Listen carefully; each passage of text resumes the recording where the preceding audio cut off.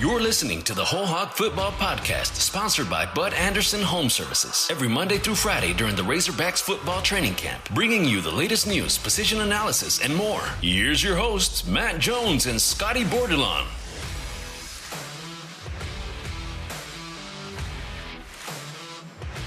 It is the first off day of the preseason for the Razorbacks, but the show goes on. Matt Jones and Scotty Bordelon, joined today by Tom Murphy of the Arkansas Democrat-Gazette. Today we're going to take a closer look at the Razorbacks running backs. One of the big questions in the preseason is who's going to be the number 2 running back behind Traylon Smith. But before we get to our running back analysis, guys, what have been some of the things that have stood out to you from practice this week, final practices without full pads?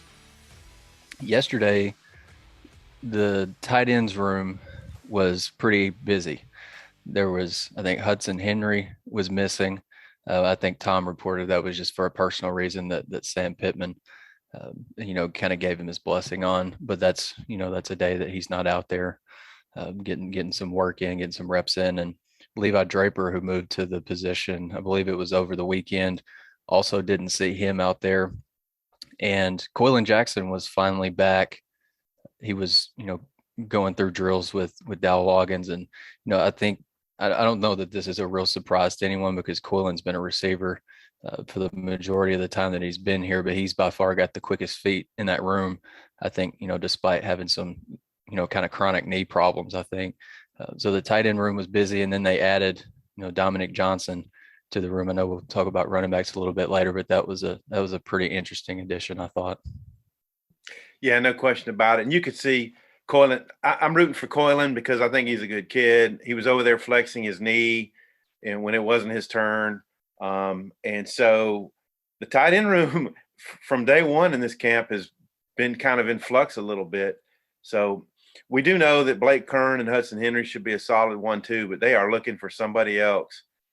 Nathan Bax or maybe it's Coylin to really, help support those guys. And I can't help but think back to Coylin's first camp. Right before he hurt his knee, he went deep, and somebody dropped a pass right on him, and Ryan Pulley was right there in coverage, and Coylin caught it for a touchdown. And we thought that would be the start of a good career, but unfortunately, it's been a career full of injuries for Coylin, so wish him all the best this year.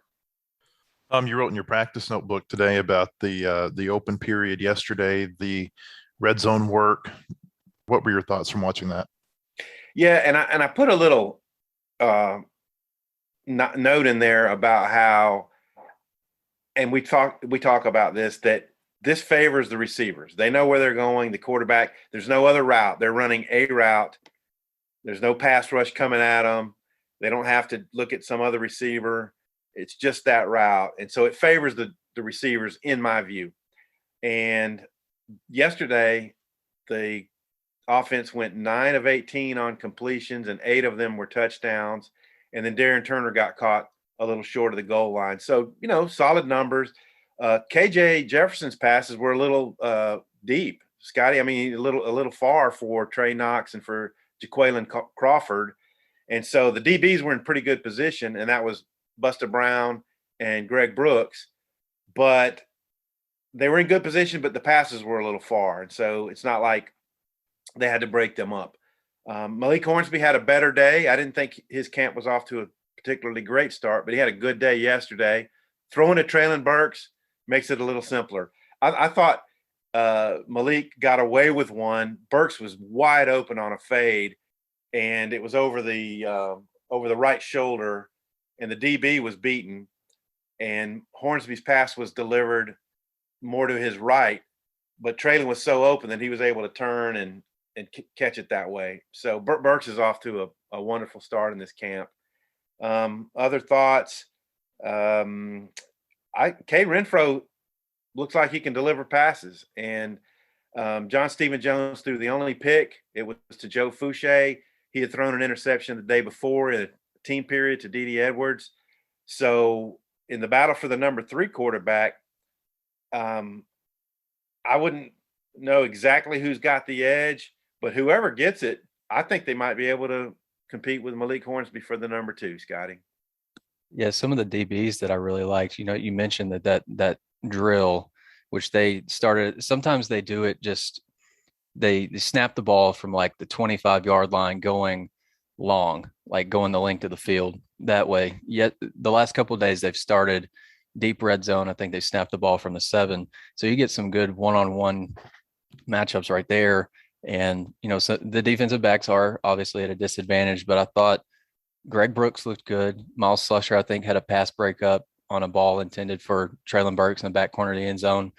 Just he kind of saw when the ball hit Traylon's hands, and then he just swiped down, knocked the ball free. And I thought Nick Turner looked pretty good. He had a couple of pass breakups against Jaden Wilson and Trey Knox, who is obviously much bigger than him. But I really like the toughness and the grit that those two nickels are showing. Greg Brooks and Miles Slusher, I've really thought they've had a good camp so far. A couple of non-camp notes that came out yesterday. Arkansas got 3 votes in the coaches poll. Are we surprised that Arkansas received any votes in the coaches poll given the season that they're coming off of, Tom? Yeah, I'm mildly surprised. And, Kirby Smart's voting, so maybe that's a little nod to his man, Sam Pittman. And he could have put him 23 in his poll, and that's the 3 votes. Or it could have been Sam Pittman gives his team 25th spot, Kirby gives his team the 25th spot, and say Eli Drinkwitz, he's voting too, gives them the 25th spot. We don't know. The coaches don't have to make theirs public like us AP voters do. But, mildly surprising. But I think maybe just a nod of respect that the program's heading in the right direction. Worth noting, there are 59 teams that received at least 1 vote. That's just a little under half of all the Division I teams. Another note that came out yesterday is that Sam Pittman's going to speak at the Little Rock Touchdown Club this year on August the 24th. Tom, these are informative sessions, I think, when coaches go to the touchdown clubs. Or let me back up. They can be informative sessions. It kind of depends on the coach. It's really going to be the first time that we're able to see Sam Pittman in this type of format. Absolutely. And, of course, for Sam, you use it as a forum to get out your message to the populace. And I think it's going to be, I like my team. We're heading in the right direction. We're a bigger team. We're a more physical team. And, thank you for all the support you give. And, we're just going to go out there and try to represent you this season. And then there'll be a lot of offshoots from that. But that's the core message.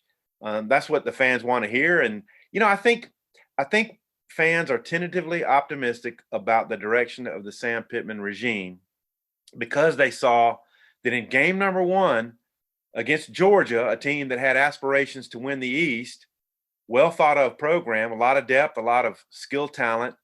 The quarterback was the question mark, and they started DeJuan Mathis, who wound up not being the answer. But still, Arkansas had a good game plan. They made things tough on DeJuan Mathis, and they led, the touchdown pass from Felipe Franks to Burks, gave them the lead. And, it's 7-3 at halftime and 7-5 at some point in the third quarter. And from that moment on, it's like, okay, Sam Pittman knows what he's doing.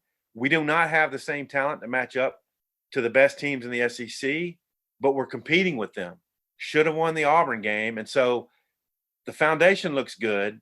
And if they just continue to recruit, they can be headed in the right direction. So that's my take on what Sam Pittman's message might be in Little Rock. Well, you always have the head coach before the season starts. It's when they can still preach hope. Pittman's one of 7 individuals who are affiliated with the Razorbacks, by the way, who are going to speak at the Touchdown Club this year. The others are Hunter Yurachek on September 20th, Darren McFadden September 27th, Matt Jones on October the 4th, Matt Jones, the quarterback, Austin Allen October 18th, Quinn Grovey November 15th, and Kid Hatfield November 22nd. Pretty impressive group they've got this year. Other notable people, Terry Bradshaw, Drew Pearson, Cliff Harris, Pro Football Hall of Famers. For more information, you can go to lrtouchdown.com, the Little Rock Touchdown Club. I'm really excited that they're bringing Vern Lundquist in too. Yeah, I'd like to go ahead and request off that day so I can go listen to him. He's kind of the voice of my Saturdays growing up. That'll be a fun day. Yeah, Vern Lundquist, great college football announcer. A lot of people forget he was a pro football announcer for a long time, and really got his big break as the play-by-play voice of the Dallas Cowboys way back when. So again, lrtouchdown.com is where you can go to find information about dates, membership, ticket information. They'll meet at the DoubleTree Hotel in downtown Little Rock. The Whole Hog Football Podcast is brought to you by Bud Anderson Home Services. Each day this week and next, we are going to take a closer look at positions on the Razorbacks football team. And today, we're going to take a closer look at the running backs room. Jimmy Smith, the second-year running back coach who just received a contract extension and pay raise, spoke to the media earlier this week, and here were some highlights from what he had to say. Maybe the most impactful guy on the team could be whoever ends up as number 2 running back. Just kind of, what do you think of that? And just is anybody emerging at that position? I agree totally. Right now we have 3 or 4 guys fighting for it. Between all of them do different things. Between Rocket and AJ and Josh, they're doing a great job. Dominique has a role. All the guys doing a great job. So we're going to continue through this in fall camp, and we're going to find a 2 and a 3. Somebody who can do catch the ball in the backfield, protect, and run everything. We're going to run inside and outside. I don't want a guy. I got role players. We had role players. So I want a guy who can do everything. Treylon stepped up as a leader because last year, he came in behind Boyd. Mm-hmm. Now he's kind of the Rakeem Boyd from last year. Is he step up in leadership? I'll probably give you an answer you probably didn't think you're going to get. He was a leader last year. Treylon's that type of kid. Like, he goes hard. He loves football. So in the weight room, on the field, he's going to go hard all the time. So although Rakeem was a good back and one of the guys that we were depending on and probably the start at the beginning of the year, Treylon practiced hard every day. Went hard in the weight room every day. So he's a natural leader because he loves football and he goes so hard. Like, he want to do well. He's not selfish at all, which I really love. Tom, the theme, it seems to me, with the running back room is that it's Smith and everybody else, that there's a lot of capable running backs on this roster, but, kind of similar to the quarterbacks behind KJ Jefferson, there's just not any experience there. What have you seen from the running backs? Granted that we haven't seen, anything in full pads yet. What do you see shaking out behind Treylon Smith right now?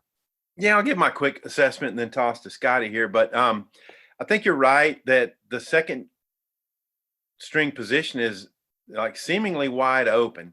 We know from what Sam Pittman has said in the past, he likes Josh Oglesby, and he might have factored in behind Treylon last year had he stayed healthy, but he had the foot injury.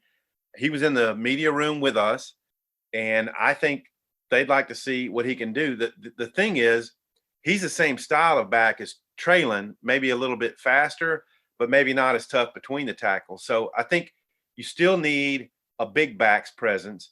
And Dominic Johnson, who Scotty mentions working with the tight ends on Tuesday, might have been the top guy at being the big back. So I think they really like Rocket Sanders, and I think they like Green and Hunt.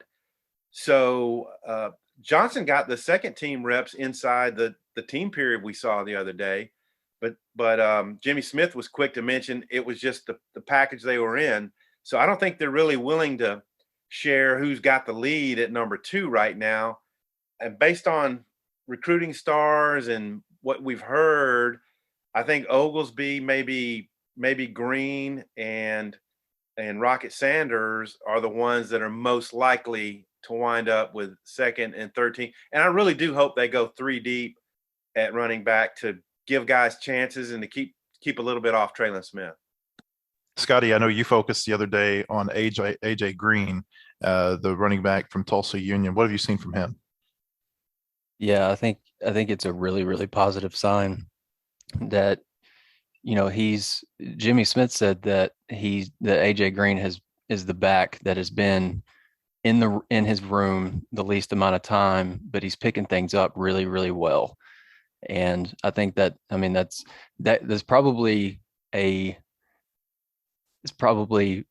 part of the reason for that is just the high school program that he comes from a really, really good program in Union. And I mean, some of those high schools over in Tulsa are kind of run like college programs anyway. And so he's coming from a really good background. I think he's a really smart, intelligent kid. And that's just off the field stuff. And then when he gets on the field, Jimmy Smith has said this, and Treylon Smith kind of backed it up too. The kid's not rattled by anything.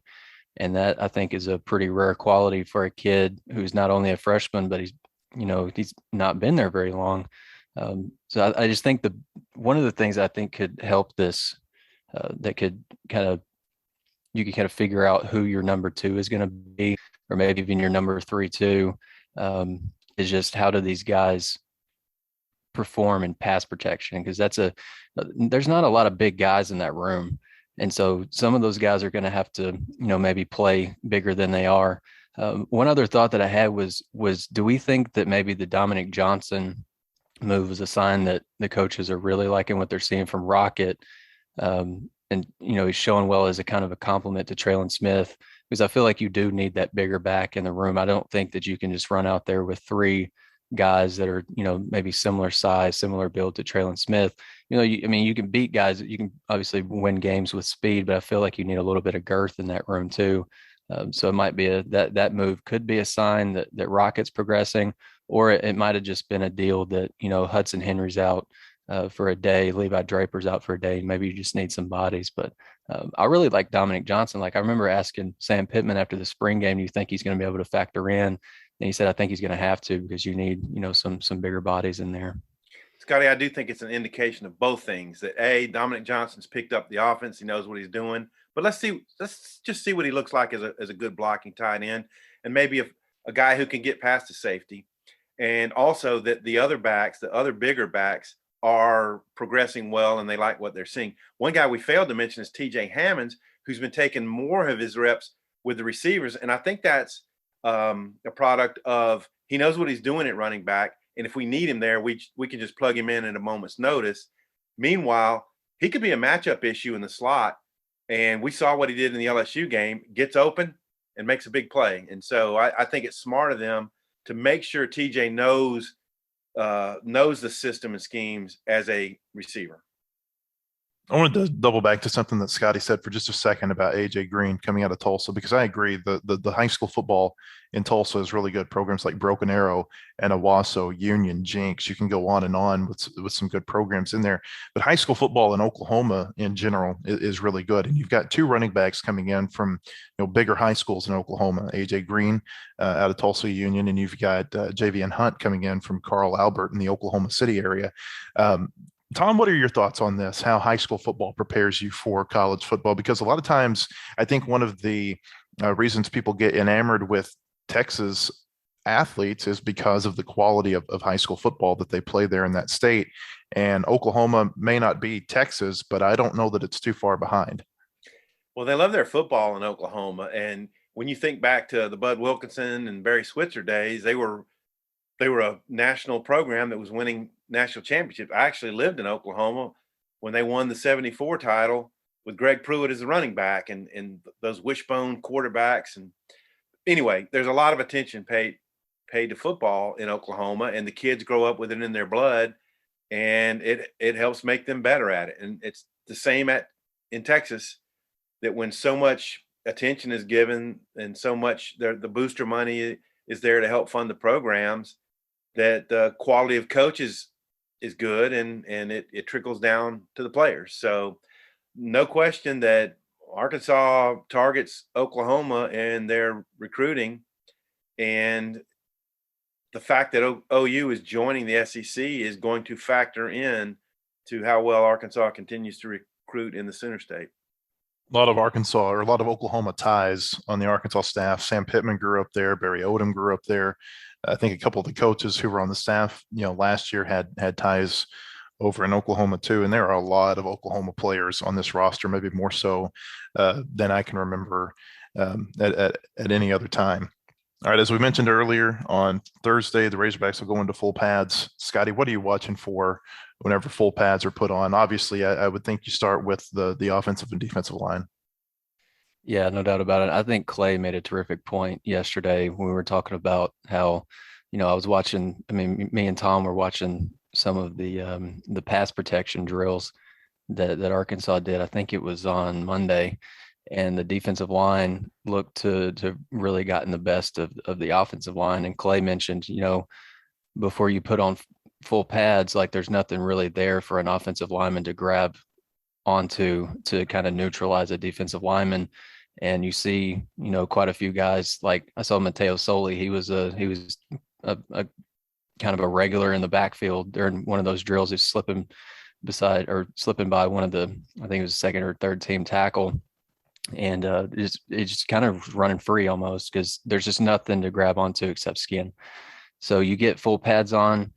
Do things even out a little bit, or do we see?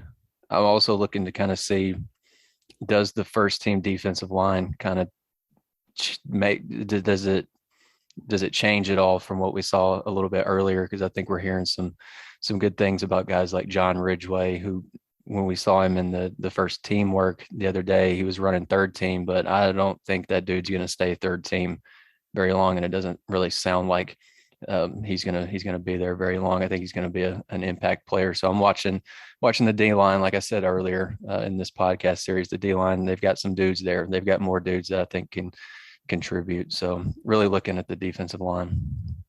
Yeah. And I think Arkansas has wisely structured their media schedule with having the more skill guys in early, because you can still do one-on-ones and compete drills with those guys without pads on, because that's what they're going to do every play anyway.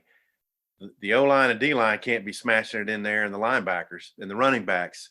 So I just hope the guys are able to stay up. I mean, we don't know how Ricky Stromberg, hurt his knee, but those guys were all wearing braces on both knees in the practices I've seen, which is a smart deal. And I just hope guys can stay up and they stay pretty healthy, because, I think they're adding depth, and they may be getting closer to the top of the SEC in terms of overall team depth, but they're not there yet. And they sure can't afford some injuries at certain positions. So that's what I'm looking forward to when the pads get on. One of the other things I saw on Tuesday was Dalton Wagner was wearing kind of a tan wrap around his lower back. And so I'm going to be kind of looking to see how he's moving around in full pads. And, maybe if he's not, maybe up to snuff for Sam Pittman, you might see a little bit more Marcus Henderson at right tackle. A rough go for Dalton Wagner with all the injuries that he's faced throughout his career. You can go to WholeHogSports.com today and read a lot more about running backs. We've got features on Traylon Smith, AJ Green, Javian Hunt, a lot more from practice from Tom Murphy, Bob Holt, Scotty Bordelon, all our team that's been out there covering practice over the last couple of weeks. We'll be back with another podcast tomorrow. For Scotty Bordelon and Tom Murphy, I'm Matt Jones. Thanks for joining us. The proceeding has been a production of WholeHogSports.com. Look for our latest podcast on iTunes, Spotify, or your favorite podcast store. And visit us anytime at WholeHogSports.com for the latest news and commentary.